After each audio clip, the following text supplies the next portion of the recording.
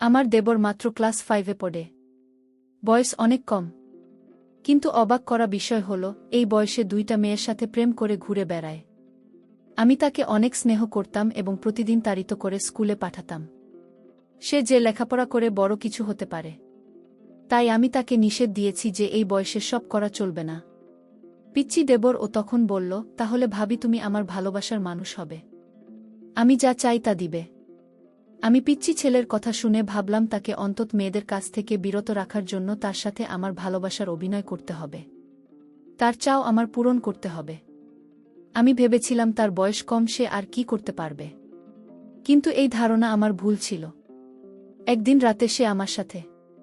ভাবতেই পারছি না এত বড় কি করে হয়। বাকিটা গল্পটা শোনাচ্ছি। হ্যালো বন্ধুরা, কেমন আছো তোমরা সবাই? আমি তোমাদের সবার প্রিয় নেহা আপু। তোমাদের জন্য নিয়ে এলাম একটা নতুন গল্প। আজকের গল্পটা শুনলে তোমাদের 100% হাত নাড়াতে হবে। প্রতিদিন নিয়মিত ঘোপাগপির গল্প পাওয়ার জন্য আর আমার সাথে কথা বলতে চাইলে আমার চ্যানেলটি সাবস্ক্রাইব করে নোটিফিকেশন বেলটি অল করে রাখুন। তো গল্পটি শুরু করা যাক। বাসায় ঢোকার সময় বাজারের ব্যাগ থেকে একটা পারফিউম বের করে ভাবির সামনে হাঁটু গেড়ে বসে বললাম, রমণী তোমার জন্য 1000 মানুষের ভিড়ে ঠেলাঠেলি করে মানুষের বিশ্রী ঘামের গন্ধ সহ্য করে নিয়ে আসলাম এই সুগন্ধবিহীন পারফিউম। তুমি এটা হাতে নিয়ে ধন্য কর আমায়। ভাবি তখন রান্নাঘরে রান্না করছিল।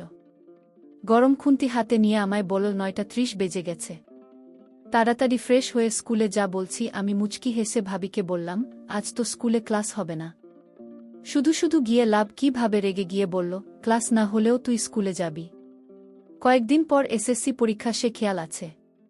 আর স্কুলে না গিয়ে তুই যদি অন্য কোথাও যাস তাহলে কিন্তু খবর আছে। আমি কিন্তু স্কুলে ফোন দিয়ে খবর নেব। স্কুলের পড়া শেখা হয়নি, তাই ভেবেছিলাম স্কুলে যাব না। কিন্তু ভাবি যে ভাবে রেগে আছে, না গেলে আমার খবর আছে, তাই বাধ্য হয়ে স্কুলে গেলাম। স্কুল থেকে বাসায় আসতে আসতে বিকেল হয়ে গেল। ভাবি আমার কাছে এসে বলল, তুই টিফিনে খেতে এলি না কেন? স্কুলের পাশেই তো বাসা, খেয়ে গেলে কি সমস্যা হতো? আমি ভাবি থেকে একটু সরে গিয়ে মাথাটা নিচু করে বললাম, বন্ধুদের সাথে বাইরে খেয়ে ফেলেছিলাম। ভাবি আমার দিকে রাগী চোখে তাকিয়ে বলল, তুই আমার কাছে আয় তো। আমি ভাবি থেকে আরও সরে গিয়ে বললাম, কেন? ভাবি আমার কাছে এসে আমার ডান গালে সজোরে থাপ্পড় মেরে বলল, তুই আবারও সিগারেট খেয়েছিস। সারা শরীর থেকে সিগারেটের গন্ধ বের হচ্ছে। তুই না আমায় কথা দিয়েছে আর কখনো সিগারেট খাবি না? আমি কিছু না বলে মাথা নিচু করে দাঁড়িয়ে রইলাম। আর ভাবিকে বললাম, ভাবি আমি আর সিগারেট খাব না। তুমি যদি আমার একটা গোপন কথা রাখো। তুই ক্লাস 5-এ পুলিশ। উত্তর, আবার কিসের গোপন কথা আমার সাথে? ভাবি, আমি ছোট হলে কি হবে, এখনও আমার পিছনে 2টা মায়া ঘুরঘুর করে। আমি তার কথা শুনে আশ্চর্য হলাম। বলে কি এই পিচ্চি ছেলে? উত্তর, এসব করার বয়স হয়নি। তুই তোর এই কথা মুখে বলতে একটু আটকাল না। আমি বললাম, ভাবি তুমি যদি আমার গোপন কথা না রাখ তাহলে আমি কিন্তু মেয়েদের সাথে প্রেমে জড়িয়ে পড়ব। আমি তাকে আবার একটা কাপড় দিয়ে বললাম, তোকে এত আদর করে আমি মানুষ করতে চেয়েছি, আর তুই কি না এসব বলছিস? ভাবি তখন রেগেমেগে আমায় বলল, তুই 2 সপ্তাহ আমার ধারে কাছে আসবে না। এই কথা বলে ভাবি যখন চলে যাচ্ছিল, আমি তখন ভাবি পিছন পিছন যেতে যেতে বললাম, আর জীবনেও প্রেমের কথা বলবো না। আমার একটা কথা রাখো ভাবি। ভাবি বলল, তোর কোনো কথা আমি এখন শুনব না আর রাখব না। ঘুম থেকে উঠে দেখি মা খুব চিৎকার চেঁচামেচি করছে। মাকে যখন বললাম কি হয়েছে, মা তখন বলল, জমিদারের মেয়েকে বাড়ির বুক করে নিয়ে এসেছি। 7টা বেজে গেছে, এখন ঘুম থেকে উঠে না। এমন সময় খেয়াল করলাম ভাবে তাড়াহুড়ো করে মার কাছে এসে বলল, আসলে মা শরীরটা একটু খারাপ লাগছিল, তাই ঘুম থেকে উঠতে দেরি হয়ে গেল। ভাবের কথা শুনে মা বিরক্ত হয়ে বলল, তোমার তো সারা বছর শরীর খারাপ থাকে, একটা রোগা মেয়েকে ছেলের বুক করে নিয়ে আসলাম। ভাবি কিছু না বলে রান্নাঘরে চলে গেল। আমি ভাবি পিছন পিছন এসে বললাম, ভাবি আমি তোমার কাজে হেল্প করব। ভাবি রেগে আমার দিকে তাকিয়ে বলল, কয়েকদিন পর পরীক্ষা, সেটা মাথায় আছে, যা পড়তে বস গিয়ে। আমি ভাবি দিকে ভালো করে খেয়াল করে দেখলাম ভাবি তার ডান গালটা ওড়না দিয়ে ঢেকে রেখেছে। এত বছর ধরে দেখে আসছি, তাই আর বুঝতে বাকি রইল না। রাতে নিশ্চয়ই ভাইয়া ভাবির গায়ে হাত তুলেছে, ভাবিকে মেরেছে। আমি ভাবি কিছু না বলে নিজের রুমে চলে আসলাম। মাঝে মাঝে ইচ্ছে হয় ভাবের প্রতি অন্যায়ের প্রতিবাদ করি, কিন্তু ভাইয়ের চোখের দিকে তাকিয়ে কথা বলার সাহস কখনোই হয়নি। রাত 1টা বাজে। বড় লাগেজ হাতে নিয়ে বাসায় হাজির। মা অবাক হয়ে জিজ্ঞেস করল, তুই এত রাতে? আপু বললাম, আমি আরে সংসার করব না। ঘুম থেকে একটু দেরিতে উঠলে শাশুড়ি নানা রকম কথা বলে। নন্দী আজেবাজে কথা বলে। সারাদিন সংসারের কাজ করেও কারো মন পায় না। এমনকি মাঝে মাঝে রাতুল আমার স্বামী আমার গায়ে হাত তোলে। আপনার কথা শুনে ভাইয়া রেগেমেগে বল, কি তোর স্বামী তাকে মারধর করে? এই রাতুলকে আমি মামলা দিয়ে জেলের ভাত খাইয়ে ছাড়ব। মা কাঁদতে কাঁদতে বলল, তুই কি কাজের মেয়ে নাকি যে তোর এত কাজ করতে হবে? শাশুড়ি হয়েছে দেখে মাথায় উঠে গেছে নাকি? তোকে কিছু বললে তুই কিছু বলতে পারিস না। আর নন্দী যখন আজেবাজে কথা বলে তখন গালে থাপ্পড় মারতে পারত না। ভাবি তখন বড় আপুকে বলল, সংসারে এরকম টুকটাক ঝামেলা হবে, তাই বলে সংসার ছেড়ে চলে আসা। কিন্তু ঠিক হয়নি। ভাবের কথা শুনে ভাইয়া সবার সামনে ভাবিকে থাপ্পড় মেরে বল, এত বেশি বুঝো কেন? আমার বোনের বোনকে মারধর করবে, আরও এটা মেনে নিয়ে সংসার করবে? এমন সংসারে লাথি মেরে অনেক আগেই চলে আসা উচিত ছিল। এতক্ষণ সবার কথা শুনছিলাম, কিন্তু এখন আর চুপ করে থাকতে পারলাম না। যে ভাইয়ের চোখের দিকে তাকিয়ে কখনো কথা বলেনি, সেই ভাইয়ের চোখের দিকে তাকিয়ে বললাম, কেন পারবে না? ভাবি তো ঠিকই পারছে। আপুকে মেরেছে বলেছে দেখে তুমি দুলাভাইয়ের নামে মামলা দিবে? তুমিও তো ভাবিকে মারধর করে, তাহলে তোমার নামে কি মামলা দেওয়া উচিত? আমার দিকে তাকিয়ে বললাম, নিজের বেলায় 16 আনা আর পরের বেলা 4 আনাও না। ভাবি যদি কোনোদিন একটু দেরি করে ঘুম থেকে উঠেছে, তাহলে তুমি তাকে যা তা বলছ।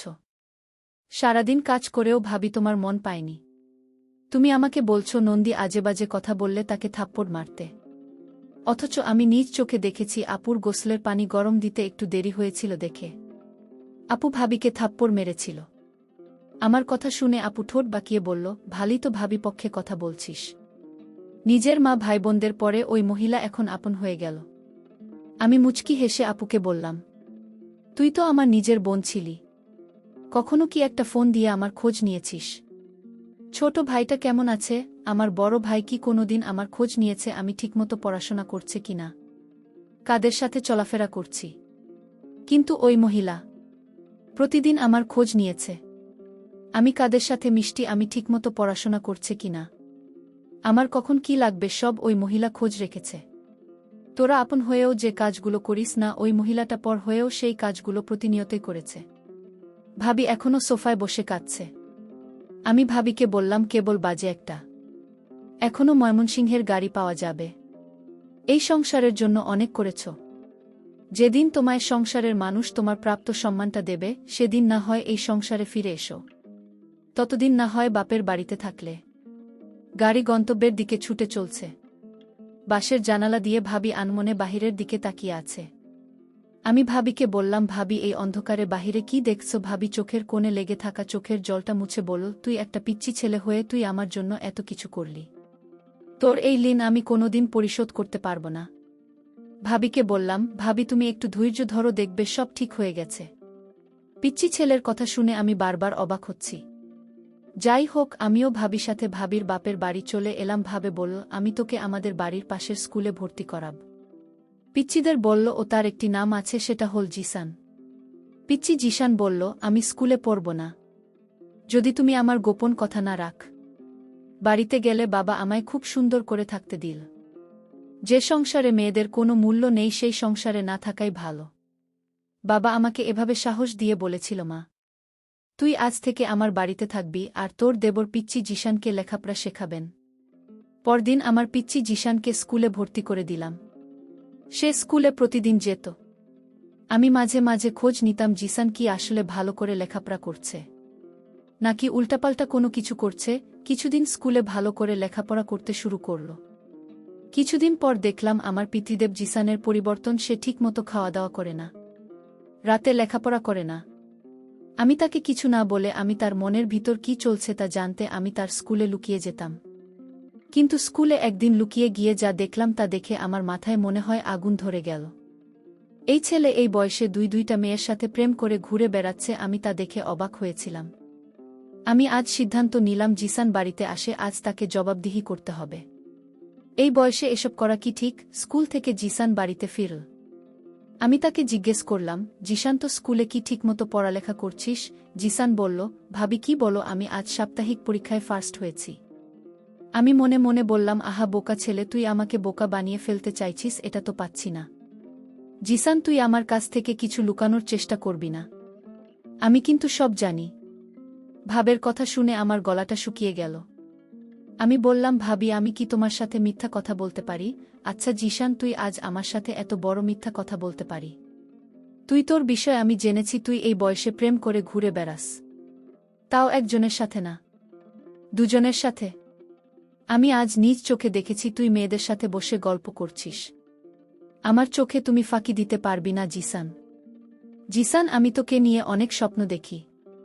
তুই এখন এসব করলে তো তোর জীবনটা নষ্ট হয়ে যাবে। জিসান আমায় বলল, ভাবি আমি জানি না আমার রাতের শরীর কেমন লাগে। আমি জিসানের কথা শুনে বুঝতে পারলাম ওকে এই প্রেম করা থেকে বাঁচাতে হলে আমার তার সাথে কিছু অভিনয় করতে হবে। তার ইচ্ছা আমার পূরণ করতে হবে।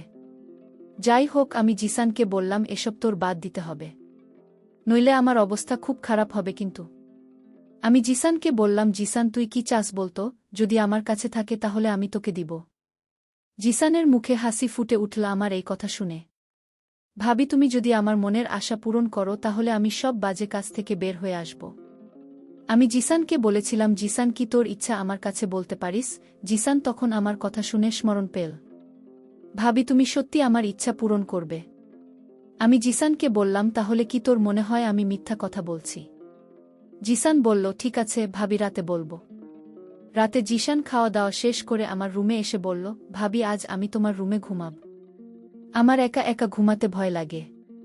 তোমাদের বাসাটা অনেক বড়। আমি জিসানকে বললাম, জিসান তুই তো ছোট মানুষ, তুই কি আমার চাহিদাটা কি বুঝবে? জিসান বলল, ভাবি আমি এতদিন যে একটা গোপন কথা বলবো সেটা আজ তোমায় বলবো। ভাবি বলল, তোর গোপন কথা কি সেটা আমি জানি। আমি ভাবিকে বললাম, ভাবি তুমি জানবে কি করে আমার মনের কথা? ভাবি বল, দেখ আমি 2টা বছর তোকে লালন পালন করেছি, আর তোর মন কি চায় সেটা আমি বুঝব না।